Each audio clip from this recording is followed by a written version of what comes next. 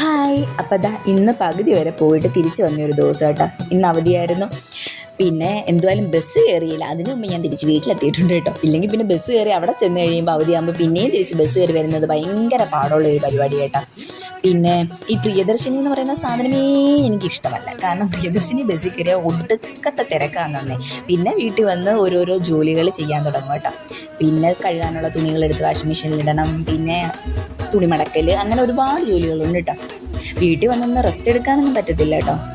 പിന്നെ രാവിലെ തൊട്ട് ഇതിൻ്റെ പുറകെ ഓരോന്നായി കുറേ ജോലികൾ ചെയ്യേണ്ട കാര്യങ്ങളുണ്ടായിരുന്നു. എങ്കിലും ഈ ജോലിയൊക്കെ ചെയ്ത് ഒന്ന് ഒതുക്കി പെറുക്കി എവിടെയെങ്കിലും ഇരിക്കുമ്പോൾ ഒരു മനസ്സിനൊരു സുഖമല്ലേ. തിരിഞ്ഞ് നോക്കുമ്പോൾ വീട് വൃത്തിയായി കിടക്കുമ്പോൾ തന്നെ ഒരു സന്തോഷമാണ്. വീട് വൃത്തിയാക്കൽ മാത്രമേ ഉള്ളൂ കേട്ടോ. രാവിലത്തെ കുക്കിംഗ് പരിപാടിയൊക്കെ മക്കളെ കൊണ്ടുവിടുമ്പോഴേ അതൊക്കെ കഴിഞ്ഞു. ഞങ്ങൾക്കുള്ള കുഞ്ഞു ഇച്ചിരി ഫുഡ് മാത്രം വെച്ചാൽ മതിയല്ലോ. പിന്നെന്ന് വെച്ചാൽ അവധിയുള്ള ദിവസമാണെങ്കിൽ പോലും നമുക്ക് ചെയ്യാനുള്ള ചെറിയ ചെറിയ കാര്യങ്ങൾ എന്തുമായാലും ഞാൻ ചെയ്ത് തീർത്തല്ലേ പറ്റൂ. ഡ്രസ്സ് പോലും മാറാതെ ഞാൻ അതൊക്കെ ഒരുവിധം ചെയ്ത് വെച്ച് കുറച്ച് വെള്ളം കുടിക്കും. എനിക്ക് വെള്ളം കുടിക്കാൻ ഭയങ്കര മടിയുള്ള ഒരാളാട്ടോ. എന്നാലും ഞാൻ വെള്ളം കുടിച്ചിട്ടുണ്ട് കേട്ടോ. അതുകൊണ്ട് തന്നെ ഇന്നും ഓരോരോ രോഗങ്ങളുമാണ്. തുണിയൊക്കെ മടക്കി വെച്ച് ഈ റൂമാണ് പൊതുവേ ഞങ്ങൾ ഉപയോഗിക്കാറ്. ഞങ്ങൾ 3 പേരും ഒരുങ്ങുന്നത്, തുണി കൊണ്ടിടുന്നത്, അവിടുന്ന് തുണി എടുത്തുകൊണ്ട് പോകുന്നത് എല്ലാം ഈ റൂമിൽ തന്നെ ആയതുകൊണ്ട് എല്ലാം ഇങ്ങനെ അടുക്കി അവിടെ തന്നെ വെച്ചേക്കും കേട്ടോ. ഏതെങ്കിലും ഒരു ദിവസം അവധി കിട്ടുമ്പോഴാണ് സത്യം പറഞ്ഞാൽ ഇതിൻ്റെ പുറയിലൊന്നും ഇരിക്കുന്നത് ക്ലീൻ ചെയ്യാൻ വേണ്ടി കേട്ടോ.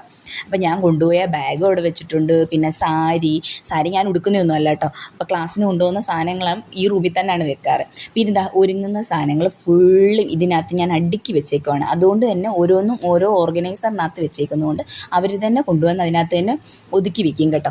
മാലയായാലും വളയായാലും തലയിൽ കെട്ടുന്ന ബോയാണെങ്കിലും തലയിലിടുന്ന ഉണ്ടയാണെങ്കിലും അവർ തന്നെ അടുക്കി പെറുക്കി. അത് കുഞ്ഞിലേ ശീലിപ്പിച്ചതുകൊണ്ട് അവരുണ്ടൊരു അത് കൃത്യമായി ചെയ്യും കേട്ടോ. ഒന്നും വാരി വലിച്ച് പെരയ്ക്കകത്തിടാറില്ല കേട്ടോ. പിന്നെ വന്ന് ഓരോന്നോരോന്ന് അടുക്കി പെറുക്കി കട്ടിലൊക്കെ ഒന്ന് ഒതുക്കിയിട്ടു. കാരണം ക്ലാസ്സിന് പോകുമ്പോൾ ഇതൊന്നും ചെയ്യാനുള്ള സമയം കിട്ടാറില്ല പൊതുവെ. 2 പേരെ ഒരുക്കി 2 വേറെ കാര്യങ്ങളും കഴിഞ്ഞിട്ട് വേണ്ടേ ക്ലാസ്സിന് പോകാൻ.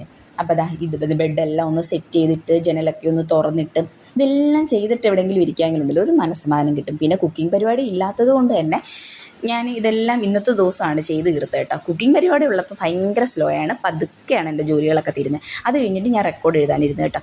നിറയെ എഴുതാനുണ്ട്. സത്യം പറഞ്ഞാൽ ഭയങ്കര പാടാട്ടോ. എഴുതി ഞാൻ കുഴഞ്ഞ്. ഫസ്റ്റ് റെക്കോർഡ് പോലും ഇതുവരെ കംപ്ലീറ്റ് ചെയ്തിട്ടില്ല. ഇനി സെക്കൻഡ് റെക്കോർഡ് എഴുതാനുണ്ട് കേട്ടോ. അപ്പോൾ എഴുതാനിരുന്നു.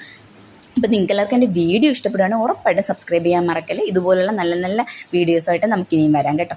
അപ്പോൾ റെക്കോർഡ് ഞങ്ങൾക്ക് air brush makeup, HD makeup, glass skin makeup, അങ്ങനെ വാട്ടർ പ്രൂഫ് മേക്കപ്പ് കേട്ടോ. അങ്ങനെ കുറച്ച് 2-3 പോർഷൻ കൂടെയുള്ളൂ എനിക്ക് എഴുതാനുള്ള. അപ്പോൾ ബൈ. നിങ്ങൾക്ക് എല്ലാവർക്കും എൻ്റെ വീഡിയോ ഇഷ്ടപ്പെട്ടെന്ന് വിചാരിക്കുന്നു.